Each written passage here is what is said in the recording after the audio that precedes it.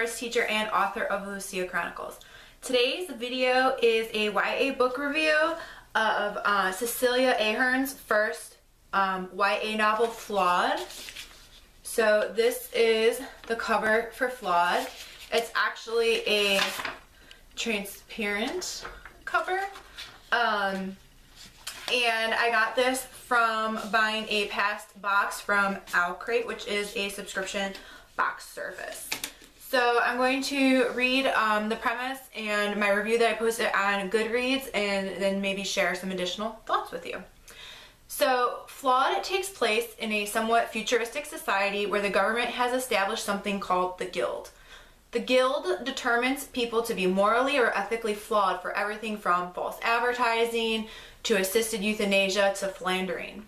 Celestine North considers herself average. She doesn't want to blend in, she just literally wants to be perfectly average.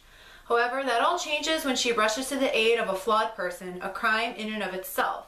The novel begs the question, what makes us human and who is allowed to take that away from us? At first I didn't know what to think about this book. Sometimes it seemed a bit preachy, as if Ahern was on a soapbox, or perhaps she witnessed or experienced a great injustice. In the acknowledgments, she recognized that she wrote Flawed with a lot of anger, and at times I felt like you could actually feel her anger kind of coming off of the page. That's also part of my personal belief system, and that the energy that's put into something and then versus the energy that like comes out of it. So at times you could actually like feel the anger kind of like emitting from the page.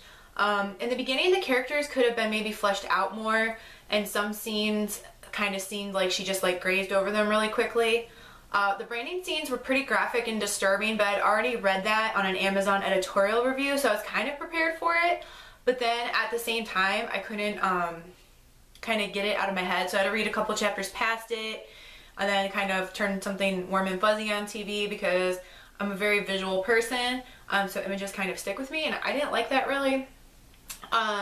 Some have criticized the premise, and I agree, it's kind of extreme and somewhat unrealistic, but it's a dystopian novel, so at the same time, I feel like dystopians are kind of extreme. Like, let's be honest, do we ever think that something like the Hunger Games would ever be okay? I mean, yeah, we had gladiator fights back in Roman times, but personally, I don't see that in the foreseeable future.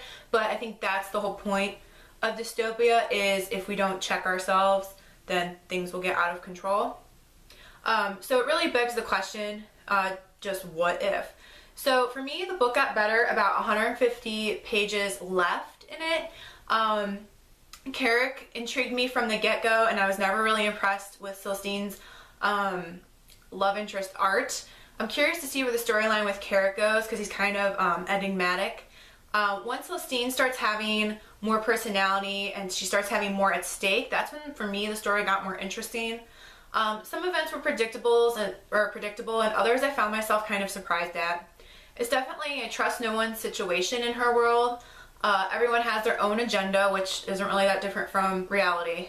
Overall, I think the characters could have been more fleshed out from the get-go to help emotionally invest the readers. I saw in some reviews that people stopped reading like 60 pages in because it's kind of all over the place in the beginning. Like, it feels a little fluffy.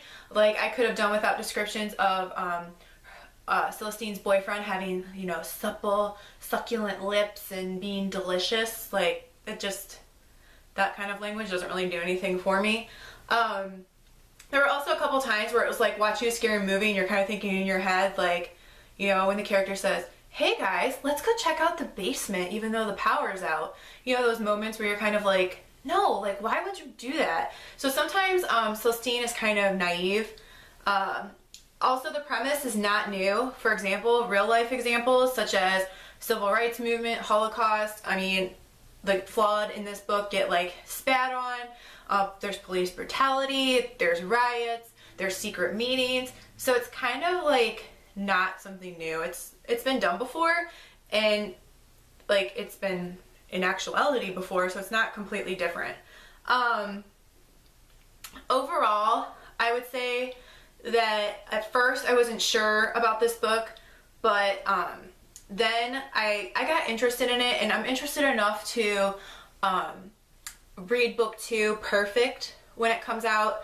next summer, I guess, is when it's supposed to come out. So this Flawed was this summer, and Perfect's supposed to be next summer. I mean, from the get-go, Celestine's kind of infatuation with being perfect is kind of, she equates being logical with being perfect, and it's kind of an unhealthy infatuation. They also have really, the book opens with a scene where they're celebrating Earth Day. And so I know that Ahern is Irish, so I don't know, or at least she resides in Ireland, so I don't know if like Earth Day is a big holiday out there. I'm from the States, and we don't have like Earth Day gatherings, and our friends and neighbors don't come over for dinner on Earth Day. So I don't know if that's just something she chose to do, and if she chose to do that, because it's not an actual thing, there's no explanation as to why. So overall, I'm intrigued with the premise. I want to know more about Carrick, and what happens to him. And there's a lot of players kind of at stake, and it does end in a bit of a cliffhanger. Not so much that I'm dying to know what happens in the next book, but enough that I'll probably read the second book next summer. So overall, I would give it 3.5 stars. So maybe, maybe not. I'm not sure, but this is Flawed by Cecelia Ahern. And if you're into dystopia, I don't know, you might want to check it out.